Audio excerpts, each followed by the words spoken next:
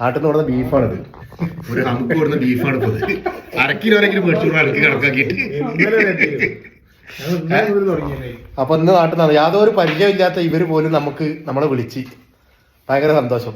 നമ്മളെ ബന്ധത്തിൽപ്പെട്ട നമ്മളെ സ്വന്തം ചങ്ക് ബ്രോ മിസ്റ്റർ പേര് പറയണില്ല.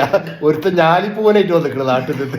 എന്നിട്ട് വിളിക്കണ് ഞാലിപ്പൂവൻ കൊടുത്തിട്ടുണ്ട് കണ്ടിട്ട് ജല്ല തൊള്ളേക്കാട് കയറ്റിക്കളാറിയാല് ഞാലിപ്പൂവനെ നാട്ടിൽ നിന്ന് കൊടുത്തിക്കാണ് ഒരുത്തൻ. ഇത് വേറൊരുത്ത 1/2 കിലോ കൊടുക്കാണ്ട് അത് പോലും തിന്നാൻ നമ്മളെ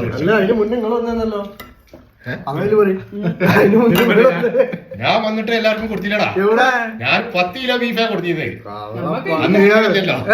അന്ന് നിങ്ങളിവിടെ വീഡിയോ നോക്കണമെന്നില്ല. വീഡിയോ ഓണാണ്. പേര് പറയും. നവാസ്. ഇവിടെ എന്റെ നാടെവിടെ?